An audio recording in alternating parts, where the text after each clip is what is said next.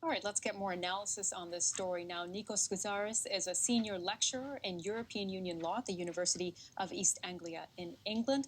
Hi, thank you for joining us. And I want to get your take, first of all. Yes, sir. 2 days of talks for Boris Johnson in Berlin and Paris. And we saw some friendly and positive tones on both days. But at the end of the day, nothing really has changed. So what did you take away from what we've seen?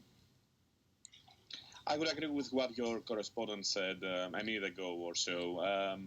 It is true that there were some friendly gestures. The atmosphere was particularly friendly, especially when it comes to the meeting with Chancellor Merkel. But actually, both Boris Johnson and Ms. Merkel and Mr. Macron have reinstated their positions. So they haven't moved from what fundamentally is the disagreement. On the one hand, Mr. Johnson said that he wants to ditch the backstop, and on the other hand, his French and German counterparts have said that you cannot just ditch the backstop unless you bring some kind of realistic alternatives, something that is actually included in the withdrawal agreement that was agreed back in November. And yet, Nikos, we saw Boris Johnson seeming to indicate that they could find the solution with some creativity and energy. He said, I like this can-do attitude that he heard, particularly in Berlin. So why are we all of a sudden seeing this movement behind the idea of an alternative solution? Does he know something that we don't yet? I don't know whether he knows something that I don't know, but the point is that for the last 2.5 years, when the negotiations have started, we are all looking for the solution to the Irish border.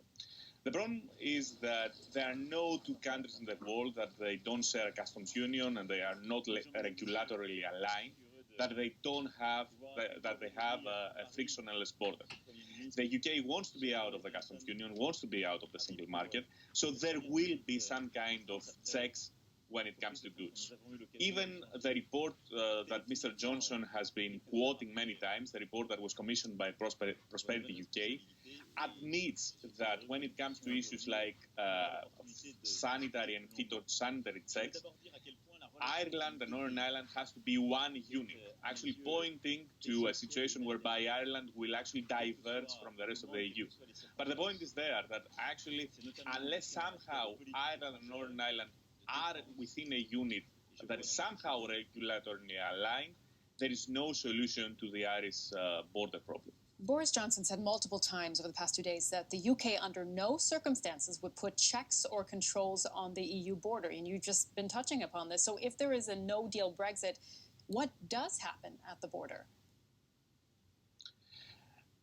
Look, I mean, perhaps in the short term, both sides will be reluctant to put immediate checks on the border. But in the long term, and especially if the UK decides to diverge from the EU standards, so if the UK, as it wants, makes a free trade agreement with the US and imports goods that do not correspond to the EU standards, the EU, by definition, in order to protect the integrity of the single market and its own consumers, will have to put some checks. Now, whether they will be on the border itself or they will be in the hinterlands of Ireland or somewhere else, it's something to be discussed. But it's impossible to have no border, to have no checks if the UK and the EU are not aligned to a certain extent. Right, that is the legal situation, of course. Nikos, I want to ask you, a lot was made, particularly in the British media, of Angela Merkel's supposed 30-day timetable that Boris Johnson then said he welcomed this blistering schedule. She commented on that today. She walked that back a little. I want to play you what she said. It would be better to say it can be done by October 31st. So it's not about 30 days. It just means it can be achieved in a short period of time. After all, the UK says it wants to leave the EU on October 31st.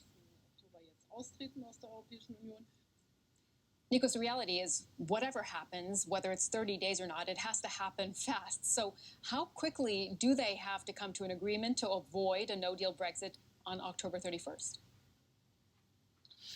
Look, the first point that one has to make is that there has been an agreement between the UK and the other 27 governments. This agreement has not been ratified by the Parliament.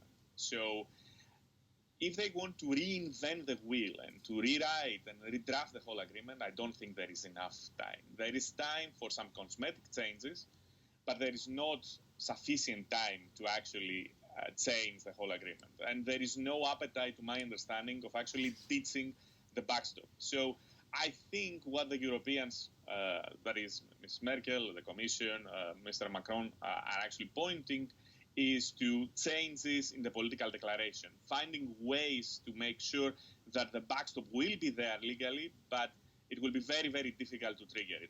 Unless the UK somehow accepts that, unless Boris Johnson finds that as a landing zone for his political situation, it's very difficult to see in the current political constellation an agreement to be achieved. All right, Nikos Skoutaris, a senior lecturer in European Union law at the University of East Anglia. Thank you very much for joining us.